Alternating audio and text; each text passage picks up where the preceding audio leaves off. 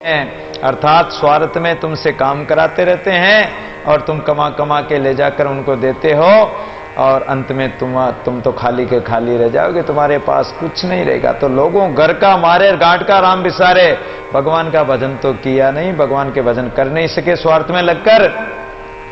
तो जीवित लूटे जगत सब, इस जीव को जीते जी तो सारा संसार लूटता है। और मरने के बाद में देवी देवता, अरे देवी की कड़ाई नहीं की, उस देवता के वो दड़ी नहीं की, उस देवता के फला देवता के वो नहीं किया। मरने के बाद में भी देवता लूट रहे हैं, उसके श्राद्ध करो, उसके भोग लगाओ, वो पितर बन गया उसके भोग लगाओ, ये करो। जीते जी संसार लूटता है और मरने के बाद इस जीव को देवता लूटते हैं। दादू कहां पुकारिए कर कर मुए सेव, दादू जी महाराज कहते हैं कि उस परमात्मा को कहां पुकारोगे, पहले ही पुकार लो जीते जी कर कर मुए सेव, नहीं तो मरने के बाद में तो संसारिक सेवा करने से तो फिर बार बार जन्मोगे और मरोगे। इसीलिए सुंदरदास जी महाराज कहते हैं कि घर परिवार संसार कैसे स्वार्थी है। वेरी घर माई तेरे जानत सनई, मेरे दारा सुत वित खो तेरो खोस खोस खाएंगे। और हूं कुटुंब लोक लुटे चाहूं, और ही ते मिट्टी मिट्टी बातें कही तो सु लिपटाएंगे। संकट पड़े गुजब कोई नहीं तेरो, तब अंत ही कठिन बाकी बेर उठ जाएंगे। सुंदर कहते ताते झूठो ही प्रपंच, सब स्वप्न की नाई सब देखत बिलाएंगे। वेरी गरमाई तेरे, अरे प्राणी संसार में कोई तुम्हारा दुश्मन नहीं है, तुम्हारे दुश्मन है तो तुम्हारे घर के ही तुम्हारे दुश्मन है। जिनको तू अपना स्नेही मानता है, जिनको तू अपना संबंधी मानता है, जिनसे तू इतना प्रेम करता है, वो संसार के वो कुटुंबी ही तुम्हारे शत्रु है, तुम्हारे वेरी दुश्मन है। कौन कौन? दारा सुत वित्त, दारा कहते हैं स्त्री को, सुत कहते हैं पुत्र को, वित्त कहते हैं धन को। तो स्त्री पुत्र धन ये तुम्हें खोस खोस खाएंगे। संसार में सब स्वार्थ का संसार। अगर पति कमाकर घर में लाकर देवे तो ठीक है, और कमाकर जे नहीं लावे तो पत्नी दे ही मुख बिगाड़, घर में आते ही मुंह बिगाड़ देगी, बच्चे भी बात नहीं करेंगे। तो संसार स्वार्थ का है।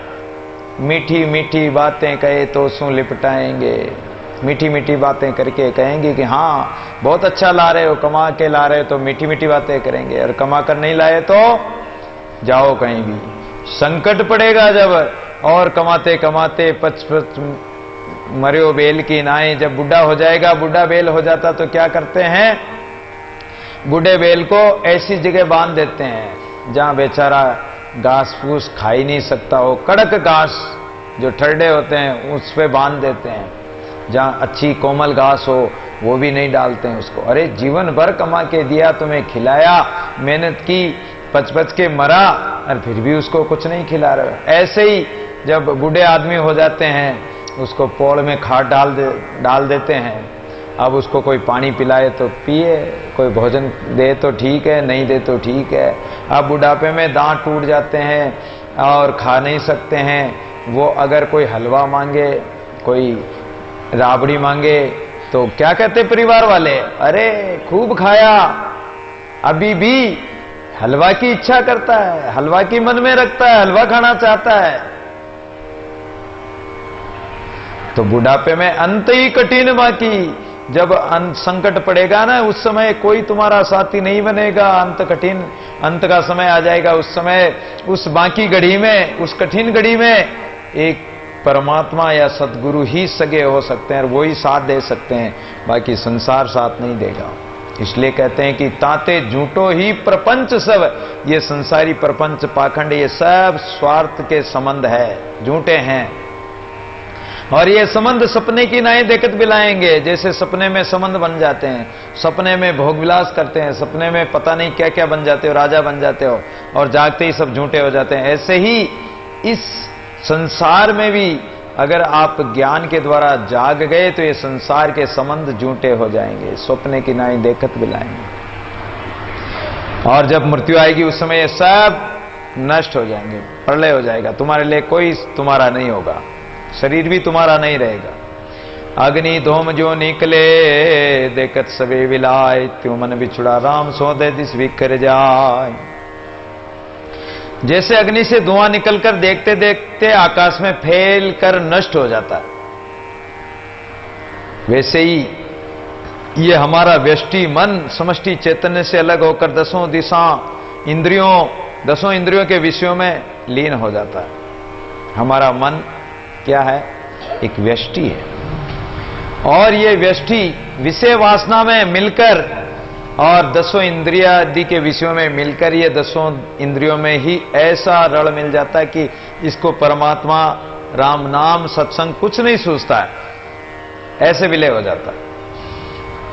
इस प्रकार हमारा मन उस राम से बिछुड़ गया है, दसों दिशाओं में ये बिखर गया। घर छाड़े जब का गया, घर छाड़े जब का भया, मन बहुर न आया, दादू अग्नि के धूम जो खुर खोज न पाया। लोग सोचते हैं कि हमारा मन संसार में या घर परिवार में रहने से हमारा मन इन परिवार में उलझा हुआ, इनमें फंसा हुआ है, इन लोगों ने हमें पकड़ रखा, बांध रखा है। तो एक महात्मा के पास एक जिज्ञासु जाता था, बोले महाराज परिवार वाले मेरे बिना खाना ही नहीं खाते, परिवार वालों ने मुझे पकड़ रखा महाराज। महात्मा जी ने कहा कि अरे परिवार वाले नहीं पकड़ते हैं, वो तो तुमने ही बात भर रखी। बोले नहीं महाराज, उनका प्रेम है, वो मेरे बिना रहते ही नहीं है। ठीक है, दूसरे दिन वो जिज्ञासु भगत आता हुआ दिखाई दिया।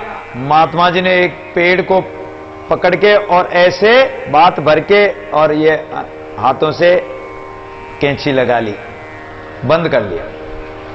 अब बोले कि अरे भगत दौड़ दौड़ मुझे इस पेड़ ने पकड़ लिया, इस पेड़ से मुझे छुड़ा।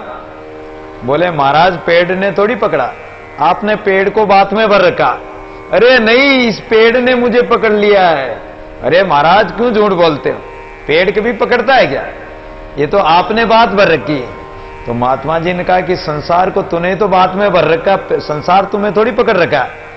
तुम्हारा स्वार्थ, तुम्हारा मोह, तुम्हारा प्रेम, तुम्हारी आसक्ति है जिसके कारण तुम संसार को पकड़ के बांध रखा है, संसार में फंसे हुए हो। तुम चाहो तो इस मुट्ठी को खोल सकते हो, इस बंधन को त्याग सकते हो, तुम्हारे हाथ की बात है।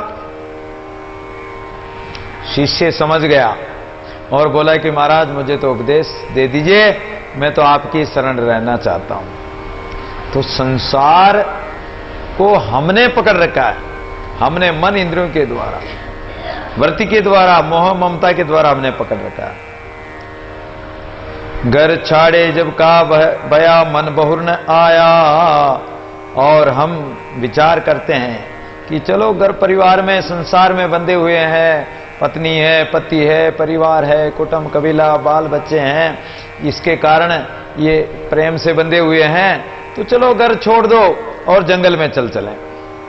आप जंगल में चले गए, लेकिन मन बहुर न आया, मन तो उसी परिवार में फंसा हुआ।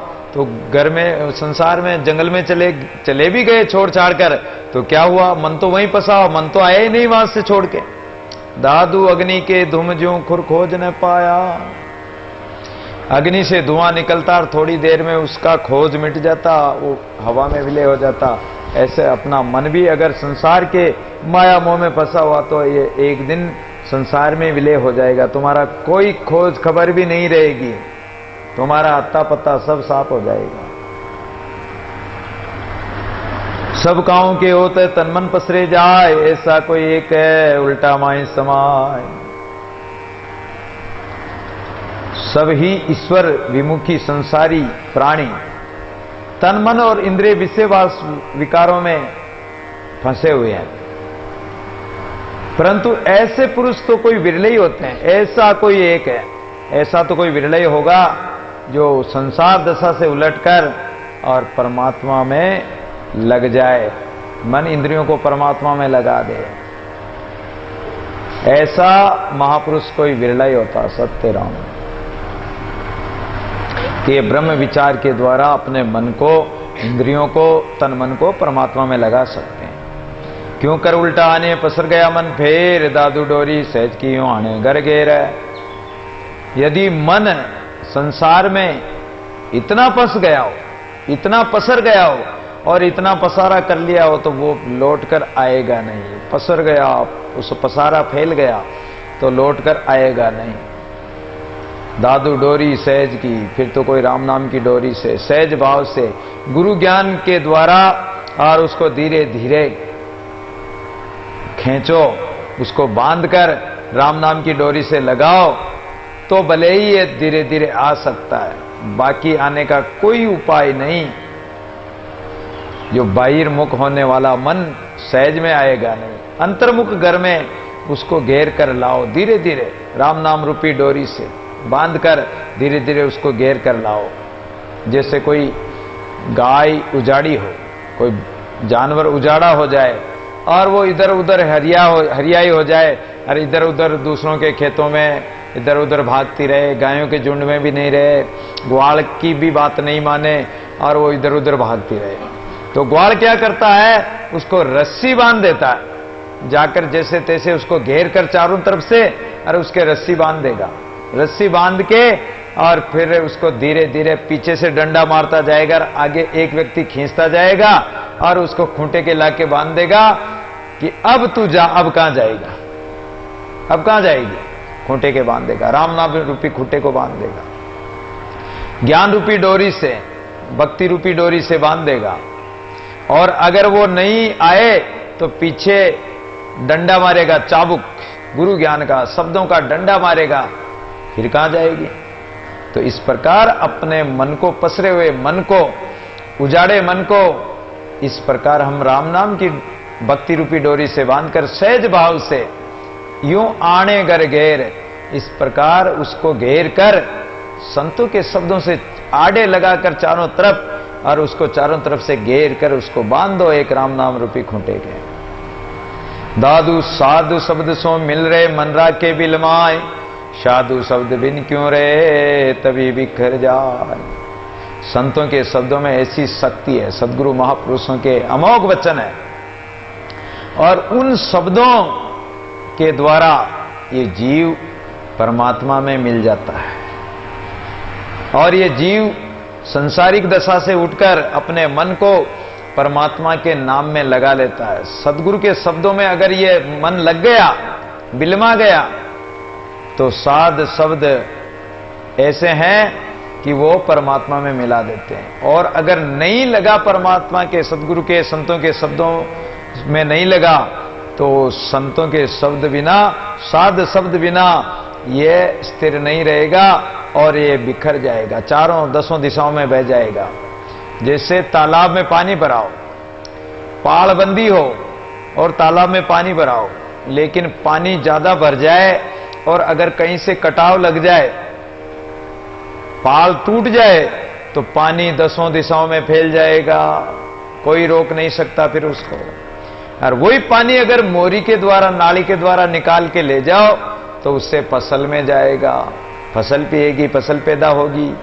और ये मन ऐसे ही है कि ये भवसागर भरा हुआ है, और मन उसमें मिला हुआ, उसमें डुबकी लगा रहा, उसमें डूब रहा है, विषय विकार, विषय रूपी सागर भरा हुआ, और उसमें एक डूब रहा है। और अगर वो कहीं से फूट गया, कहीं से बह गया, तो ये मन भी उसके साथ पूरा का पूरा बहेगा, अर्थात संसार में बह जाएगा, उस पानी के साथ दसों दिशाओं में बह जाएगा। फिर इस मन को विषय विकारों से वापिस इस घट में, काया में, राम नाम में लगाना बड़ा दुष्कर होगा। इसलिए इस मन को अवलंबन चाहिए। एक सेठ का लड़का था, उसका नया नया ब्याह हुआ। उसने विचार किया कि मेरी पत्नी को मैं किसके भरोसे छोड़ जाऊं, नई नई अवस्था, और इसका मन कहीं चंचल न हो जाए। तो उसने विचार करके और नग, हीरे मोती इत्यादि उसके पास लाकर पटक दिए कि तुम इन हीरे मोतियों की परख करते रहना, कि ये हीरा कितना कीमती, ये कौन सा हीरा, ये कौन सा मोती, ये कौन सा नग है, और इस प्रकार इनको परखते रहना, इनका व्यापार करते रहना, ताकि तुम्हारा मन इनमें लगा रहेगा, इन हीरों को परखने में, नगों को परखने में, तो तुम्हारा मन इधर उधर नहीं जाएगा। इसी प्रकार संत कहते हैं कि इस प्रकार साधु संत राम नाम रूपी हीरे में अपने मन को लगाते हैं। श्याम नाम का, राम नाम का हीरा पाया, श्याम नाम का मोती। तो राम नाम के जो हीरे मोती है, उन हीरे मोती में ही, राम नाम में ही अपना मन लगाते हैं। तो परमेश्वर पति जो इस जीव आत्मा का है, तो परमात्मा ने ये राम नाम दे दिया है संतों के द्वारा, तो अपने मन को इस राम नाम में लगा दो, ताकि हमारा मन चंचल न हो जाए माया को देखकर।